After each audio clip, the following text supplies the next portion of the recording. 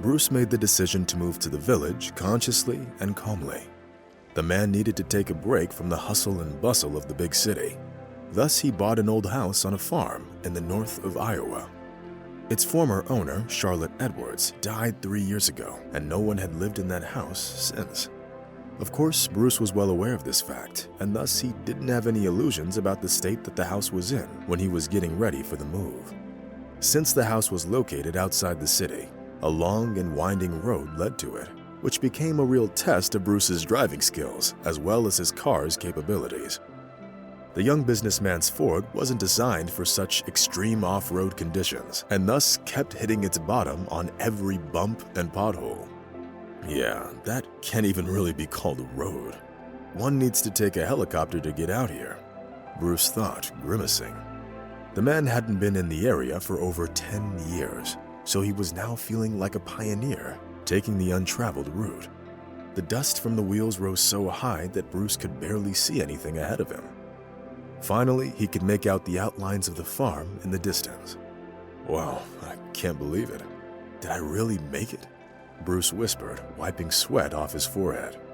The trip of 150 miles he'd just taken was anything but easy, and the businessman was already feeling its effect on his body.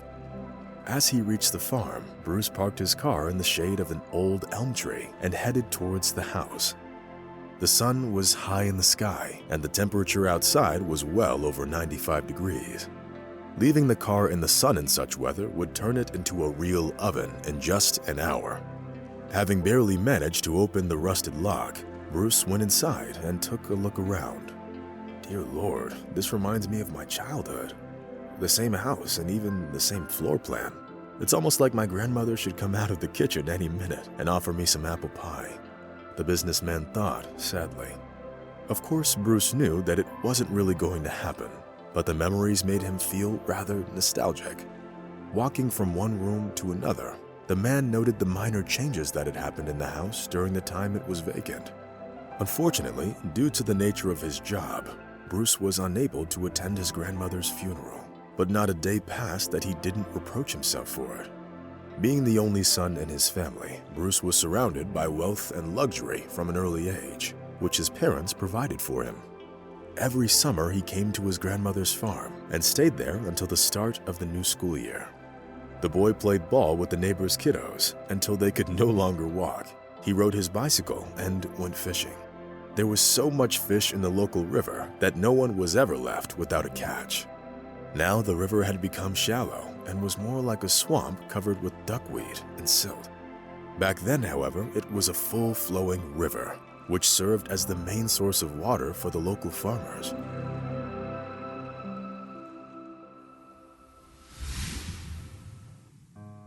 Bruce spent summers with his grandmother until he started university, after which he no longer had the time to travel and thus had to stay in the city. And after Bruce met Monica at one of the student parties, he had even less time to visit his grandmother. It didn't take them long to get married. To the delight of the future businessman's parents, the young people showed themselves to be a strong, loving family from the first days of their union. Life seemed so predictable back then that even the thought that it could all change in one day seemed absurd to Bruce. Unfortunately, everything did change, and it happened in an instant. During a routine medical checkup, Monica was diagnosed with a terrible disease. The news of his wife's illness came like a bolt out of the blue.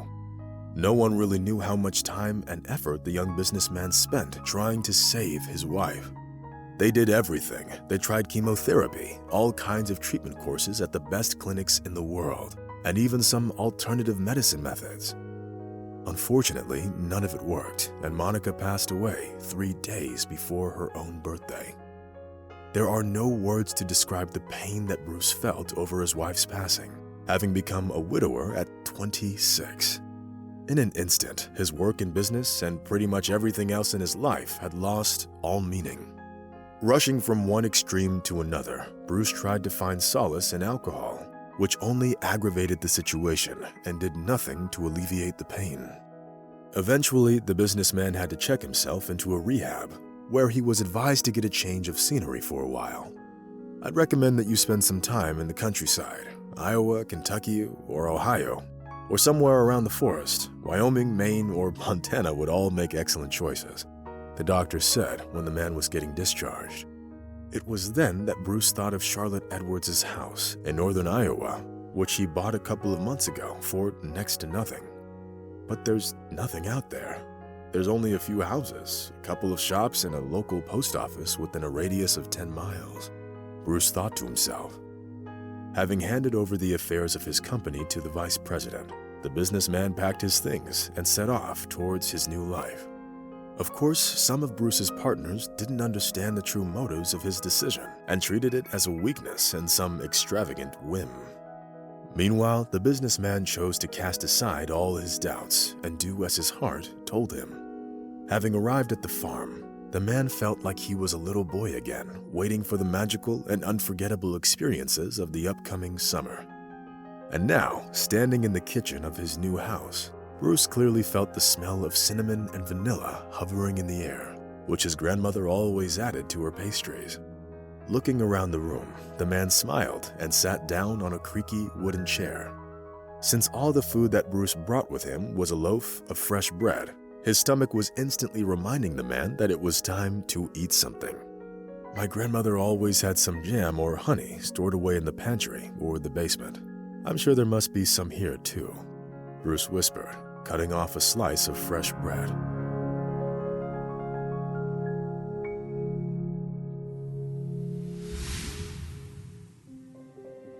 The entrance to the basement was located inside the house, which made the businessman's task easier. To Bruce's surprise, the basement door was unlocked, which looked odd to say the least. Cautiously stepping onto the dusty stairs, Bruce started going down, carefully watching his every step. Since the light there had gone out a long time ago, the man had to move virtually by touch. Bruce was at least 6 feet tall, which meant that he could only walk half-crouched in such an enclosed space. The man had only a couple of steps left to go when he heard a rustle coming from the depths of the basement. A chill ran down the man's spine. His mind immediately came up with an image of a huge rat, which must have taken over the basement in the absence of a human owner. Despite the fact that Bruce wasn't afraid of those rodents, he definitely didn't want to be in the same room with them now. He heard the noise again and realized that it definitely wasn't a rat, but something much bigger. Bruce's hand slowly reached for the phone he had in his pocket. At that very moment, he heard a scream coming from the depths of the basement, after which some strange creature rushed at the man's feet. Lighting up the screen on his smartphone, Bruce instinctively recoiled and immediately fell on his back. At the same time, he felt the touch of someone's tiny hand on his neck. "Hey, mister, why are you lying on the stairs? Are you feeling sick?" Bruce heard a child's voice address him. Only after he turned on the flashlight on his smartphone did Bruce realize that it was a boy of about 8 years who was standing in front of him. His mouth and cheeks were smeared with jam, the same jam that Bruce was dreaming of just a couple of minutes ago. Apparently, the little thief made his way into the basement in order to feast on the late Charlotte Edwards' supplies. The kiddo was obviously frightened. He froze in place and looked at Bruce, waiting for some kind of reaction from him. "Don't be afraid. I won't harm you. I'm pretty sure there's enough jam for both of us there. And I have bread too, so what do you say? You want some?" Bruce hastened to reassure the boy. "Wow, of course I want some. Thanks. It's much better with bread." The kiddo smiled. Having taken a couple of jars of jam, Bruce and the boy got out of the basement. As it turned out later, the name of the mysterious guest who made his way into the basement was Kevin, and he lived half a mile away from Bruce's new home. The boy's appearance made it obvious that he was living in poverty, which was probably what forced him to break into someone else's house. Devouring the fresh bread with jam, Kevin looked gratefully at Bruce, who seemed like the personification of wealth and luxury to the little boy. By the way the boy was eating the treat, Bruce immediately concluded that he wasn't just poor, but also very hungry.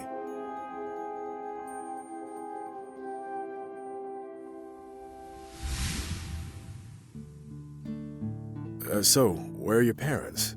Who do you live with?" the businessman asked as softly as possible. Kevin took a sip of tea and said, "I actually live with my sister. She's really nice, but she's very sick. Our parents abandoned us and moved to Chicago." "And how old is your sister?" Bruce asked, trying to desperately remain calm. "She just turned 21, sir. Her name is Naomi, and she's very beautiful. Only she can't see. She was in a car accident with our parents, and she hasn't been able to see ever since," Kevin answered sadly. After the boy's confession, Bruce felt uneasy. How is that even possible? Abandoning your blind daughter and little son and moving to another city? The way Bruce saw it, it was beyond cruel and irresponsible. When they finished eating the jam sandwiches, the businessman decided to take the boy home himself so he could talk to his sisters and also buy some food on their way. "Wow, are you going to take that Ford?" Kevin exclaimed, sounding very excited. "Of course, how else would we get there? We're definitely not going to walk," Bruce smiled. The man enjoyed spending time with the kiddo, who was forced to steal because of his negligent parents. However, as it turned out later, Kevin didn't just break into some random house. He used to know Charlotte Edwards. The old woman knew his parents, so when she was still alive, she tried to help Kevin and his sister in any way she could. "I'm sorry, sir, for the fact that I broke into your house. It's just that it was empty, so I opened the window and just went inside. I really wanted something sweet, and Grandma Charlotte always had excellent jam," the boy said, lowering his eyes in embarrassment. Bruce nodded, and having asked the boy to get into the back seat of his car, started the engine. Soon they were driving over the bumps and potholes on the dirty road leading to Kevin's house. As planned, Bruce stopped by the grocery store on their way over and bought the boy so much stuff that his eyes widened in amazement. The businessman smiled and patted Kevin on the shoulder, feeling proud of himself. However, as Bruce drove up to the boy's house, his heart sank. The building looked so old that if there were no curtains on its windows, it would have easily been mistaken for a barn or a stable. Soon, a pretty woman stepped out onto the porch. She was attracted by the sound of the engine of the businessman's Ford. The stranger moved her head from side to side and tried to determine who the guest was. "Naomi, don't worry, it's me, Kevin. And this is Bruce. He moved into Charlotte's house, can you imagine?" Bruce blushed with embarrassment, although he knew that the woman wouldn't be able to see his shyness. "Thank you for bringing Kevin home. It's all because I can't see. If I could, I would have never let Kevin go about the village on his own," Naomi said, turning her head to the sound of the guest's footsteps. No thanks needed. Anyone would have done the same thing in my place." Bruce brushed her off.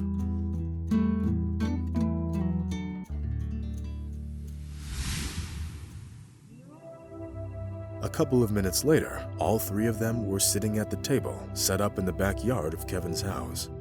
Sharing the news with Naomi, the boy excitedly told her how Bruce had caught him in the basement and how he mistook the little thief for a gray rat. The young woman's face made it obvious that she was feeling very ashamed of her younger brother's behavior.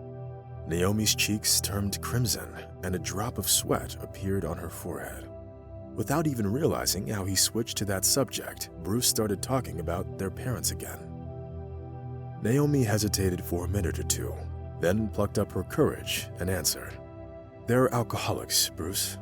They don't need anything but a bottle of whiskey for the evening and a pint of beer for the morning.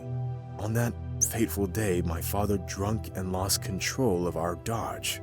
My parents escaped with a couple of scratches, but I lost my eyesight." The woman's confession shocked Bruce. "Isn't there any treatment you can get? Some surgery or something?" Naomi seemed to blush even more. Then she shook her head somewhat unsurely. "The surgery costs a lot of money. I've already seen a couple of doctors about it," the woman added. Bruce felt uneasy over the fact that he was older and healthy and asking the sweet young woman so many uncomfortable questions. After talking to Kevin and Naomi for a bit longer, the businessman said a polite goodbye and drove home. The meeting with the boy's sister turned his whole worldview upside down. It was so sad and miserable. But there are so many people that have it so much worse, but they don't cry about it. and don't blame fate for their misfortunes, Bruce thought, keeping his eyes on the road. The young businessman couldn't get Naomi's face out of his head, while his heart was filled with pity and concern for her. The next day, Bruce went to see Kevin and his sister again, which made them both incredibly happy. The boy hadn't seen Naomi so cheerful and excited in a long time. Before Bruce's arrival, the young woman put on her best dress and looked like she had stepped off the cover of a fashion magazine seconds ago. Meanwhile, Kevin treated their guest as his older friend, or even a brother. Being around Naomi made Bruce forget all about the problems that had been bothering him before they met. The man liked listening to Naomi's stories about her childhood and the time when she wasn't visually impaired yet. At some point, Bruce caught himself thinking that he wanted to help this incredible young woman who had to live her life in darkness. Money wasn't a problem for the young businessman. All he had to do to withdraw the necessary amount was call the vice president of his company. Sure, Bruce understood that it would seem reckless and premature, but the man felt in his heart that he was doing the right thing. When Naomi learned about the businessman's plan, her surprise knew no bounds. Helpful nurses, expensive equipment, and the professionalism of the ophthalmological clinic staff could work miracles, and Naomi's story was yet another confirmation of this fact. Bruce spent the entire post-op period at Naomi's side. He was the first person the young woman saw when the doctors removed the bandage from her eyes. The second person was Kevin, who burst into his sister's room with a bunch of her favorite wildflowers. "Hey Naomi, do you know what Bruce told me? He wants to marry you. I told him that you will definitely agree. You do agree, right?" the boy exclaimed. Naomi gave Bruce a loving look and smiled back at her brother. "Of course I do. Especially since you already gave your consent." After the young woman's response, all three of them burst into laughter, which made the nurses that were passing their room shake their heads condemningly. How could they have known that that was exactly what sincere love looked like for the people who believed in it with all of their hearts and who waited for it for many, many long years?